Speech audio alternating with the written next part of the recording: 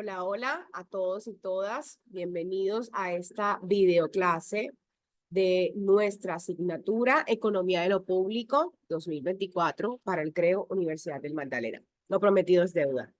Después de nuestra primera clase el 20 de abril, sábado, ya en el Bright Space y en la plataforma se encuentra cargado todo el contenido, las 3 unidades de nuestra asignatura y las actividades pendientes y expuestas y acordadas en nuestra clase del 20 de abril. Quiero hoy iniciar dándole gracias a Dios por la oportunidad de tenernos con vida, de tenernos con salud, de poder estar acá viendo este video. Quisiese que para comenzar esta videoclase, en la misma secuencia que venimos trabajando desde la primera clase que nos conocimos, quisiera que te ubicaras en un lugar idóneo, ojalá sentado, no acostado, sentado en tu escritorio, en tu mesa de comedor, en tu oficina, en algún lugar cómodo donde puedas ver la clase, donde puedas absorber y compartir conmigo el conocimiento de microeconomía que hoy vamos a disponer y que estoy disponiendo a través de esta plataforma virtual. Y ojalá pudieses tener una libreta de apuntes, un lapicero, un lápiz, donde puedas tomar nota de la clase de hoy. Pedagógicamente y digamos a nivel educativo, está comprobado que cuando tomamos nota, utilizamos nuestra mano para plasmar algún conocimiento, alguna idea, alguna frase, algún número que nos llame la atención de un tema que estamos observando, tu cerebro lo absorbe de mejor manera. Se llama como la cocreación mano, ojo, cerebro. Y creo que es una buena técnica para comenzar o continuar con el contenido programático de microeconomía. Orgullosos de ser Universidad del Magdalena, Economía de lo Público para el programa de Tecnología en Gestión Pública Territorial. Quiero comenzar con una reflexión. Una reflexión que son como mis momentos tóxicos para ustedes. Tóxicos como ironía, ¿no? Son algunos momentos, algunos minutos que utilizamos como para reflexionar acerca de nuestra vida, de nuestro enfoque, de nuestra misión, de las acciones que estamos realizando y de tu papel actualmente como estudiante de un programa tecnológico y futuro, ojalá, sea profesional, ¿cierto? Quiero hablarte de un sector que es el sector metalúrgico. En Colombia el sector de la metalurgia es muy reconocido, ¿sí? En este sector tenemos diferentes tipos de metales, diferentes tipos de artículos que se comercializan, se venden, se transan para diferentes fines, ¿cierto? En la pantalla puedes ver en la parte superior unas barras. Esta barra de hierro o de aluminio que ves acá, blanca, plateada, no sé, algunas son un poco más oscuras, son utilizadas para múltiples procesos de transformación, de construcción, ¿cierto? Y quiero decirte que una barra de este metal, una barra de este hierro en el mercado, así como la ves, tiene un valor aproximado de 100.000 pesos, ¿cierto? Si nosotros vamos a un lugar, a una ferretería, a un lugar de estas bodegas industriales donde encontramos metales y productos para la construcción, lo puedo conseguir cada barra en 100.000 pesos. Yo, esa barra, pues tiene un uso, pero así como inerte, plana, con ese valor de 100.000 pesos, la tomo y me dedico a transformarla. Si esa barra de 100.000 pesos la transformo en herraduras, ¿saben qué son las herraduras? Son esas partes que se colocan en los cascos de los caballos, de algunos burros, de algunas yeguas, de algunos mulos, ¿verdad? Si yo transformo esa barra de metal de 100.000 pesos en herraduras, cada juego de herradura que lleva cuatro herraduras vale 250.000 pesos. De una lámina de 100.000 pesos me salen 4 juegos de herraduras, 4 por 4, cada una de 4. ¿verdad? Y cada juego de 4 me vale 250.000 pesos. Si consigo armar 4 juegos, ya esa barra de 100.000 pesos la convierto en 1.000.000 de pesos. 250 un juego de herradura, 250 otro juego de herradura, 250 otro juego de herradura y 250 otro juego de herradura para 4. 1.000.000 de pesos, ¿cierto? Después de que costaba 100.000 pesos, ahora ya tengo 1.000.000 en la venta de esas herraduras. Pero si yo decido no hacer herraduras, sino dedicarme a producir agujas de esa barra de metal, agujas de distintos tamaños. Entonces ahora cada caja de agujas me vale 500.000 pesos, una caja con muchas agujas, y puedo obtener hasta 2 millones de pesos en juegos de agujas con esa misma barra de metal, acero, de hierro, de 100.000 pesos. Pero si de la misma barra de ese metal yo me dedico a fabricar o a desarrollar piezas finas de relojería y me gustaría, no sé, si tú tienes un reloj de marca, si te gustan los relojes o has visto a alguien que le guste, ¿verdad? Vemos que las piezas de relojería son micro pequeñas, son tornillos muy pequeñitos, son resortes muy pequeñitos, son poleitas, son tornillitos, pues son piezas en general muy especializadas, muy pequeñas. Imagínense que yo de una barra tan grande como esta puedo obtener hasta 35 millones de pesos y más. Inclusive hay relojes que muestran su maquinaria, ahora está súper de moda y de hecho algunos que son hechos de oro. No sé si han visto unos relojes costosísimos que son con esas piezas hechas de oro muy finas y es de la misma barra de 100.000 pesos. Puede notarse o puede entenderse este momento de la clase iniciando, que es una clase de economía, tal vez de producción, tal vez de transformación del producto, pero lo hago para que hoy te quedes con esta idea. Tu valor no solo radica de aquello de lo que estás hecho, sino que también en gran medida de lo que eres capaz de hacer de ti. Hay que entrenar, hay que entrenar, hay que entrenar habilidades profesionales, actitud mental, hay que entrenar el cuerpo, hay que entrenar el espíritu, sea cual sea tu línea espiritual, tu alma, ¿verdad? ¿Qué quieres ser? ¿Quieres seguir siendo una barra larga, inerte, sin forma, una barra de aluminio, de hierro inerte? ¿O quieres ser aguja, que es un poco más especializado en transformación? ¿O quieres volverte una pieza fina de relojería? Ojalá de oro, Hublot, Rolex, sé qué otra marca, Invicta. ¿Qué quieres ser? ¿Quieres mantenerte haciendo una barra inerte de metal? ¿O esa misma barra de metal está hecha de metal, se puede convertir, vas a poder ser capaz de ser una pieza fina de relojería especializada y poder cambiar, entrenar, enfocarte? Ese foquito siempre lo voy a tener en mis presentaciones. Enfócate. Enfócate, no es culpa nuestra, no es nuestra culpa, es culpa del sistema, es culpa de nuestro entorno. No te estoy juzgando, no te estoy señalando.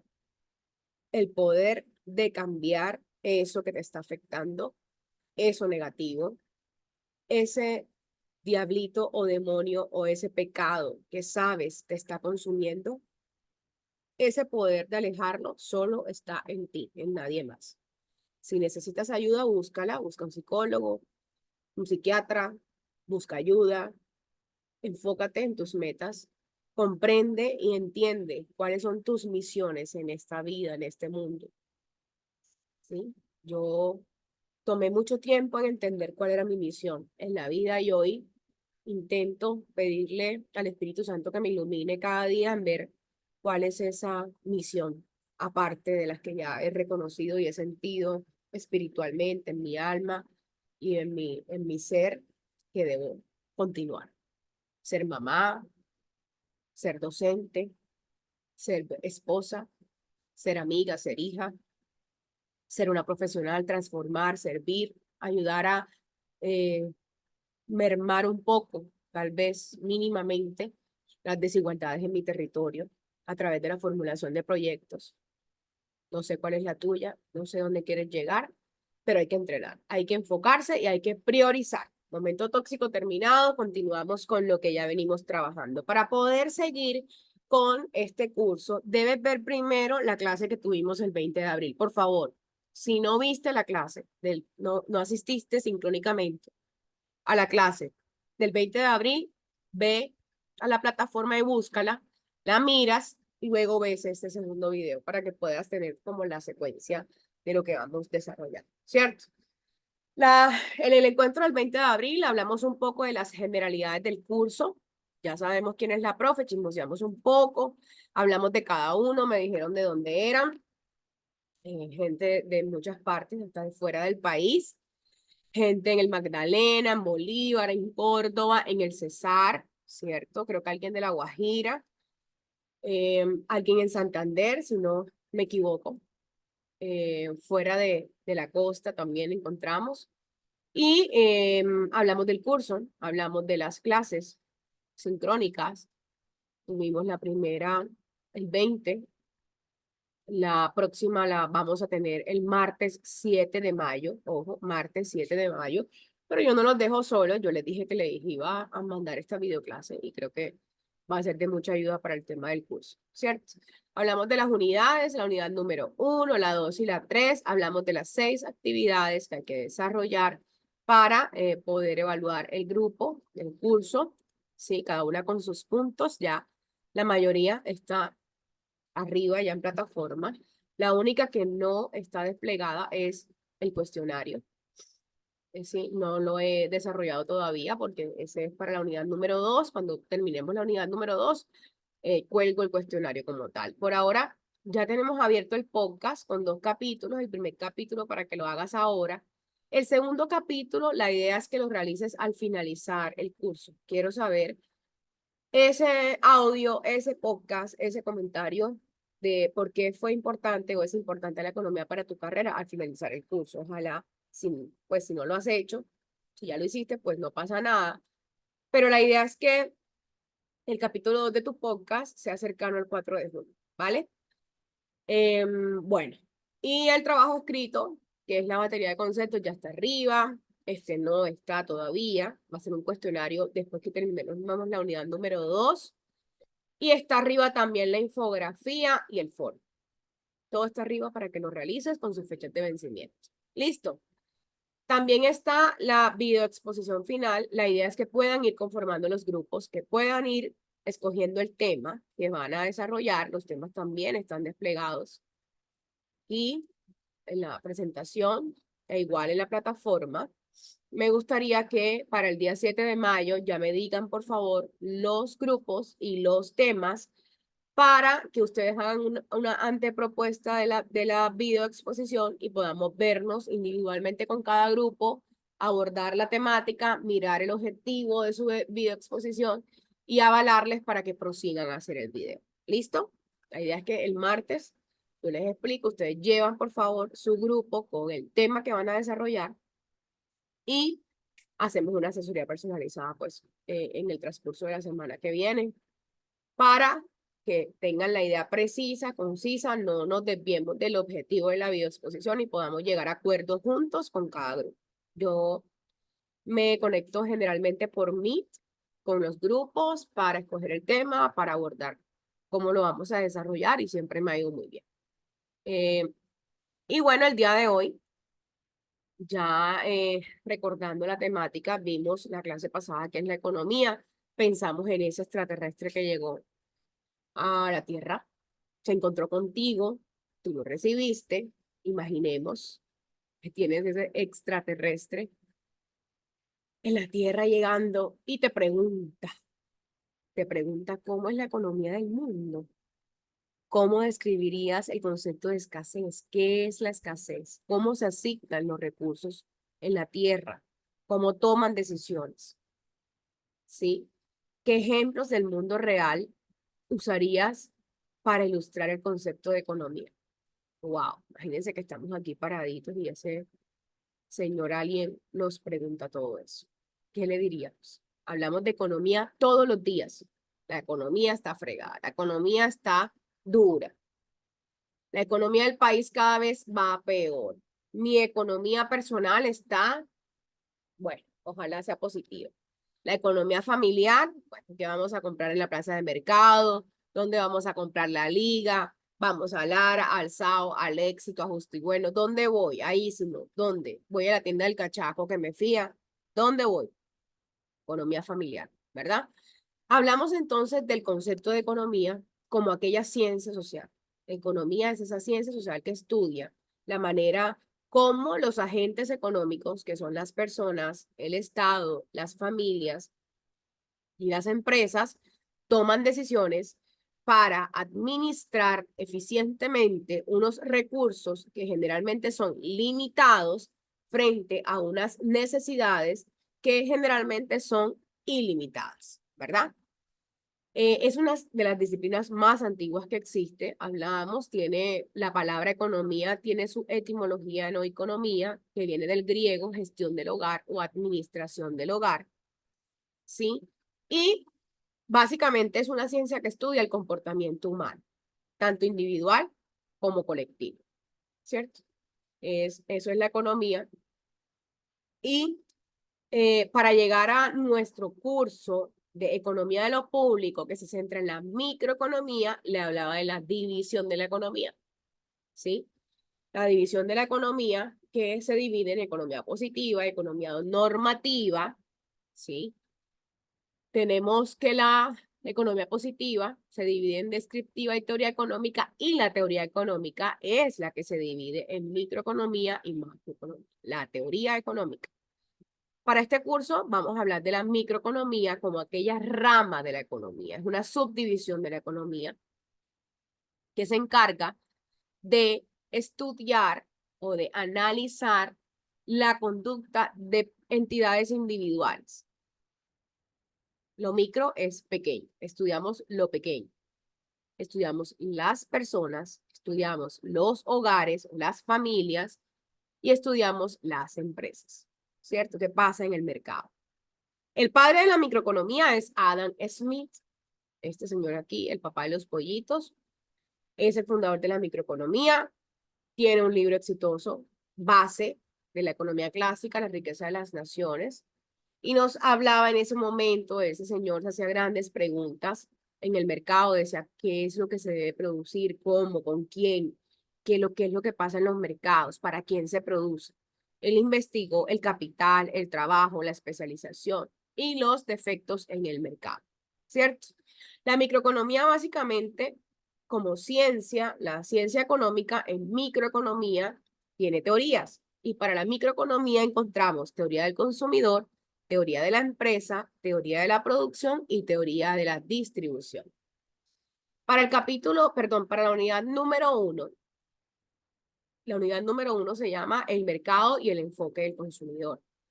Entonces, este mercado y el enfoque del consumidor se subdivide en tres temáticas. La primera, la importancia del estudio de la microeconomía. Eso debes contestarlo en tu podcast. ¿Cuál es la importancia de la microeconomía en el mundo, en tu carrera, en tu tecnología, en tu pregrado? ¿Por qué es importante estudiar la microeconomía? Vamos a abordar hoy qué es el mercado, dimensiones del mercado, los precios y sus funciones, la oferta y la demanda, elasticidad, y en la clase del 7 de mayo vamos a desarrollar los otros dos temas de la unidad número 1. Hoy vamos a desarrollar también la explicación de la batería de conceptos. Aquí están algunos. Es un trabajo escrito que debes hacer en la plataforma Brightspace. Debes colgar. La idea, como te digo en el texto, no es utilizar la inteligencia artificial, que no es más inteligente que tú. La inteligencia artificial no es más inteligente que tú. Tú eres inteligente, hay que leer lo que hago. Les decía, estas cuatro teorías que contemplan la microeconomía. Entonces, para esta primera unidad, ya les decía, debemos organizar nuestra batería de conceptos para tener información previa y poder entender los conceptos aquí vistos, ¿cierto? Hablamos entonces de nuestra ciencia social y nos vamos a esta maraña que encontramos acá. Por favor, mira tu pantalla, estamos en un sistema, ¿cierto? En economía existen al menos tres categorizaciones de sistema económico. ¿Cuáles son los sistemas económicos que establece o que se categorizan en la economía? El primero, el sistema económico capitalista, ¿verdad? Está el socialista, comunista, marxista, leninista, que no es lo mismo, pero para efectos de esta clase eh, pudiésemos llamarlo socialismo, y el sistema económico mixto. Nuestro sistema económico preponderante es el capitalismo. Vivimos en un capitalismo, es nuestro sistema económico, el sistema que nos rige casi que a todos los países del mundo, sobre todo de Occidente. Nuestro país Colombia es capitalista, y en esa estructura podemos ver en este mentefacto de Economipedia que en la estructura del sistema capitalista tenemos que hay factores de producción. Factores de producción. ¿Cuáles son los factores de producción principales? Tierra, el trabajo y el capital. La tecnología también funciona como un factor de producción en pleno siglo XXI. Tenemos actividades económicas, divisiones de las actividades económicas en nuestro sistema capitalista, y encontramos actividades económicas del sector primario, que es el agropecuario, actividades económicas en el sector secundario, hablamos de industria, de transformación de materia prima. Cuando transformamos la materia prima y la volvemos un producto final, es secundario. Y la actividad económica del sector terciario, que son los intangibles, los servicios que prestamos, ¿cierto? En nuestro sistema económico capitalista, tenemos una estructura llamada mercado. En el mercado se da una conjugación de fuerzas. Hay un consumo, hay una producción y hay una distribución de bienes y servicios en el mercado. En el capitalismo existen problemas económicos, y los problemas económicos en el capitalismo son producir, qué producir, cuánto producir, cómo producir, para quién producir. Son los problemas económicos en la economía. Y existe una estructura en nuestro sistema económico capitalista, las necesidades. Necesidades, tengo necesidades. ¿Será que todos son necesidades o algunas serán deseos? Necesidades fisiológicas, de seguridad, sociales, espirituales. Maslow decía que había una pirámide de necesidades. Hay necesidades preponderantes que no podemos dejar de suplir: vestirnos, bañarnos, dormir, comer, abrigarnos, tener un hogar, ¿verdad? Tener donde vivir. Y hay otras necesidades un poco más complejas en esa subdivisión. Listo. Aquí les decía nuestro sistema económico o clasificaciones de los sistemas económicos. Está el capitalismo, el socialismo, el mixto y el mercado capitalista. Cada sistema económico es una organización, tiene unas reglas para administrar los recursos, tiene unas reglas para la producción, tiene unas reglas para el intercambio comercial, ¿cierto? Entonces vemos que en estos tipos de sistemas económicos, los medios de producción, la toma de decisiones, los liderazgos de política económica son diferenciados. En la economía capitalista, ¿sí?, rige el capital, la propiedad privada, rigen la estratificación, la producción, libre mercado, ¿verdad? Y en el socialismo o comunismo se encuentra un ente regulador, el Estado, como benefactor o árbitro que permite o que indica o que lleva a que no existan clases sociales, la propiedad es colectiva, ¿sí? La administración de los recursos se da de manera colaborativa y la mixta es una mezcla de los dos. Ya terminando de clasificar los sistemas económicos, vemos que también existen unos principios de la economía. Esos principios son las reglas que rigen el comportamiento de las personas en esta ciencia social. La primera, el primero y la primera ley o principio de la economía es que las personas enfrentan disyuntivas. ¿Qué son disyuntivas? Disyuntivas son decisiones que tomamos en donde tenemos dos opciones y cuando tomamos una se excluye la otra.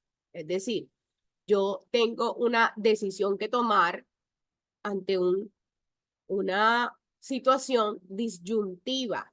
Debo solo escoger una. El hecho de que yo escoja una excluye la otra. No puedo tomar las dos.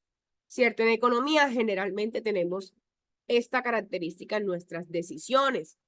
Muchas veces debemos renunciar a algo que nos gusta, ¿sí? Para poder desarrollar actividades. Hay que tomar decisiones a diario y desde que nos levantamos, desde que nos despertamos, estamos tomando decisiones. Un estudiante, por ejemplo, debe decidir cómo distribuir sus recursos, su tiempo. Pudieses estar trabajando, ¿sí? Y no invirtiendo tu tiempo en el estudio, pero cuando termines de estudiar y seas profesional, tu nivel de ingreso o tu capacidad de generar ingresos es un poco mayor porque invertiste un tiempo y te cualificaste, ¿verdad? ¿Cómo gastan los padres el ingreso familiar? Son disyuntivas. En este concepto de microeconomía, quiero dejarles que este término, cuando decimos microeconomía, lo podemos asociar a decisiones. Es el comportamiento de las empresas, los hogares, los mercados. Tomar decisiones, asignar recursos. Las personas tienen necesidades específicas que cubrir a diario y existen múltiples factores que influyen en esa capacidad de suplir esas necesidades. Hay que generar recursos para yo suplir necesidades, para satisfacer mis necesidades. ¿Y cómo lo hago? Trabajando, transformando materia prima con el capital. Hay que buscar generalmente un equilibrio, una óptima distribución de esos recursos en materia microeconómica y ese es el objeto de esta sección o de esta parte de la economía, ¿sí? El objetivo principal de la microeconomía es examinar el efecto de los cambios en los precios de los consumidores y el efecto que este cambio en los precios también produce en los productores. Entonces, para empezar a comprender, vamos a utilizar dos términos espectaculares que hay que dejar claro para microeconomía de aquí hasta que nos muramos. Demanda. Demanda no es la demanda de alimento que le voy a poner a, no, eso no es demanda. Demanda en lo legal, en el derecho,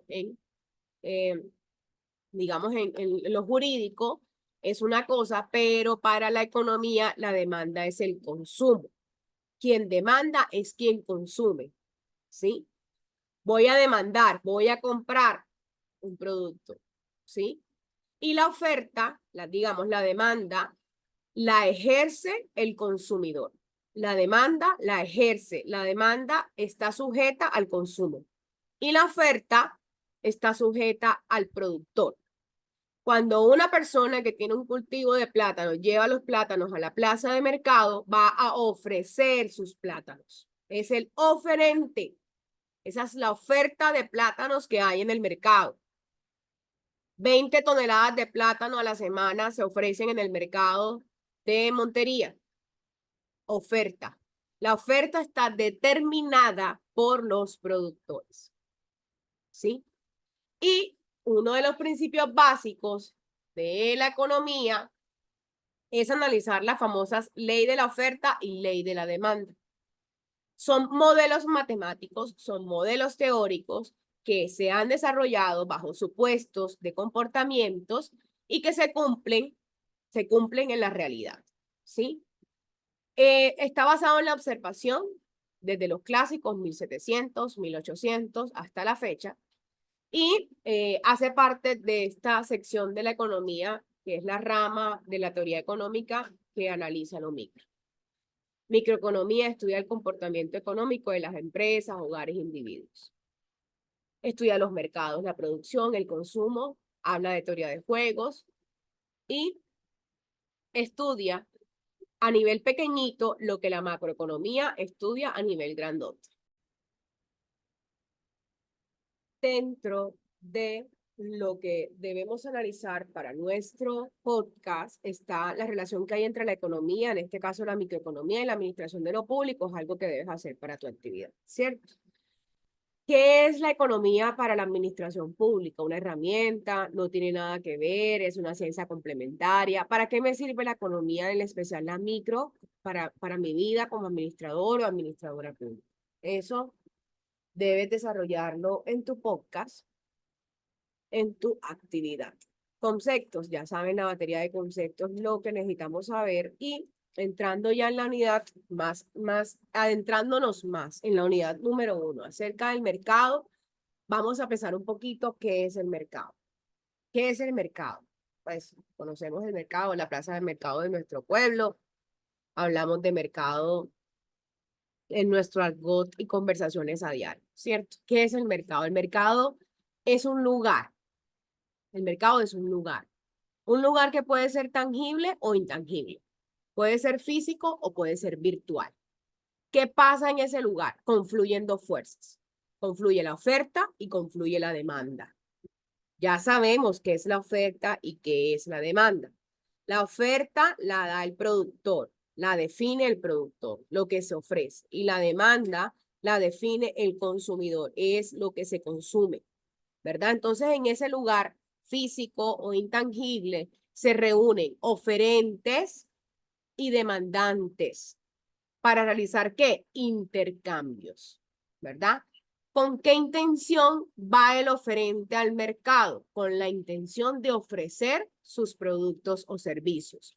¿Con qué intención va el oferente al mercado? En ser rentable en su disposición en el mercado, en obtener una rentabilidad, un beneficio por los bienes o servicios que produce. Este oferente llega al mercado a ofrecer sus bienes y servicios con una intención, con un objetivo, y es maximizar sus ganancias, ¿verdad? A diferencia, tenemos la otra contraparte, que es el consumidor, el demandante, esa persona que llega a ese mercado, tangible o intangible, a satisfacer una necesidad o un deseo, a adquirir un bien o un servicio, ¿verdad? Y su intención es satisfacer de manera eficiente y en términos generales de teoría económica con un precio más bajo. ¿A quién no le gusta encontrar promociones? ¿A quién no le gusta encontrar los precios bajos, verdad? El consumidor se comporta racionalmente y va a ese mercado a satisfacer su necesidad, ojalá a un precio bajo, mientras que el oferente va a ese mercado a ofrecer sus bienes y servicios, ojalá a un precio alto. Miren las dos fuerzas contrarias que confluyen en el mercado, ¿verdad? El mercado es visto como ese conjunto de consumidores actuales y potenciales que compran o podrían comprar. Está el productor, está el producto, está el consumidor y está el mercado como piezas de este. Actúan estas dos fuerzas que son contrarias, intercambian un determinado producto o servicio. Puede ser a través del trueque, ¿sí? O puede ser a través de dinero o de una moneda de cambio, un tipo de cambio, ¿cierto? Ese intercambio se produce porque existen dos intereses contrarios, ya se los expliqué. Los principales mercados que nosotros conocemos son los de bienes y servicios y factores de producción, pero existen también otros tipos de mercados, mercados de derivados, mercados de operaciones bursátiles, mercados de intangibles, y hay muchas clasificaciones del mercado. Si nosotros pensamos en la clasificación de los mercados, debemos identificar cómo vamos a conceptualizar ese tipo de mercado. Según el punto de vista geográfico, hay mercado local o regional, mercado nacional, mercado multinacional o extranjero y mercado global. Vivimos en una globalización, casi que somos ciudadanos del mundo y podemos consumir inclusive productos chinos, americanos, europeos, ¿verdad? Mercado global, ese conjunto de personas que compran productos que traspasan fronteras, casi que todos los chinos japonés ya llegan a nuestros hogares, ¿verdad? Y hemos adaptado nuestro comportamiento de consumo a este mercado global. Pero existen mercados nacionales típicos, algunos alimentos típicos en Colombia, algunas marcas de bebidas alcohólicas que solo se encuentran acá, aunque no es, digamos, se pueden encontrar en otros países, pero son muy nacionales. La cerveza Águila, el café colombiano, que también hay tipo de exportación, café Córdoba, por ejemplo, café Sierra Nevada, unos cafés divinos que existen en la sierra, son muy nacionales, que ya se abren campo a nivel internacional. Y mercados locales como artesanías, prendas, vehículos muy típicos de cada región o de cada localidad. Si pensamos en el tipo de consumo, podemos encontrar mercado de consumo, que es el que normalmente vemos nosotros, como el pan, la leche, los vestidos. Hay mercados industriales, hay mercados de servicios, asesorías, consultorías, capacitaciones, ¿verdad? Todo ese intangible. Los industriales como las autopartes, todo ese tema del sector vehículo y de partes y de, digamos, como repuestos, eh, insumos para la construcción, la barra de metal que te hablaba al principio. Si hablamos de clasificación de mercados, podemos encontrar una infinidad de clasificaciones. Hay mercados minoristas, mercados mayoristas, mercados regulados, mercados desregulados. Eso de acuerdo al papel del Estado en ese tipo de mercado. Y hablamos de otras clasificaciones. Aquí les dejo un link para que puedan mirar diferentes tipos de clasificaciones, mercados de bienes, mercados de servicios, mercados de consumo, mercado de productores, mercado de distribuidores, mercado del gobierno, mercados internacionales, ¿cierto? Hay una clasificación del mercado que me llama mucho la atención y es sujeto para esta clase de microeconomía y es la clasificación del mercado según el número de participantes que estén en el mercado. Aquí podemos identificar los famosos monopolios. Están los monopolios, los oligopolios y otros, y la competencia perfecta, ¿cierto? Cuando nosotros miramos la clasificación de los mercados según el número de vendedores que existan en ese mercado, podemos analizar diferentes sectores en la economía. Esta clasificación según el número de vendedores nos puede hacer pensar en qué pasa en nuestro país, qué pasa en nuestra región. La clasificación de los mercados según el número de participantes que ofrecen esos productos o servicios se pueden clasificar en monopolio. En este tipo de mercado solo existe un oferente, un solo productor, un solo proveedor de servicios, ¿sí? Por lo tanto, esa persona, esa empresa, ese oferente tiene una capacidad enorme de fijar los precios y las condiciones de su mercado. No hay más, no hay quien más ofrezca, no hay competencia, no hay otra empresa u otra persona que pueda prestar ese servicio o ofrecer ese producto, ¿cierto? Ese es el monopolio. El oligopolio es aquel mercado que tiene pocos oferentes. Es un tipo de mercado donde los productores o prestadores de servicios son pocos y pueden llegar a acuerdos, pueden fijar precios, pueden hacer estas asociaciones o acuerdos precisos para poder incidir en las condiciones de venta. Y la competencia perfecta, que ese es un tipo de mercado en donde existen muchos vendedores, muchos compradores, por lo tanto la incidencia en el precio es un poco menor, hay más competencia y digamos es como lo ideal en la teoría de mercados.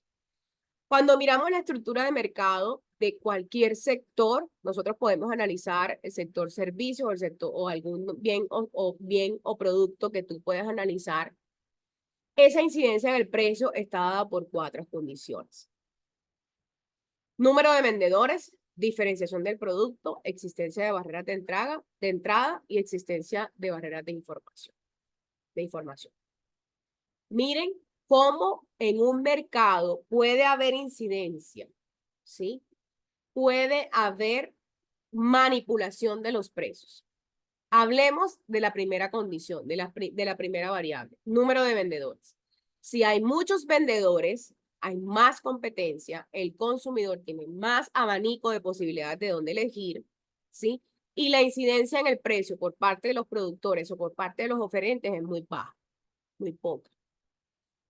Donde hay pocos vendedores, ese mercado tiende al error, tiende a la falla, porque esos productores, oligopolio o monopolio, pueden incidir en las condiciones y en el precio de los bienes. Hablemos de la diferenciación del producto. Hay productos que son muy diferenciados, muy diferentes, y otros que son muy homogéneos. La sal, por ejemplo.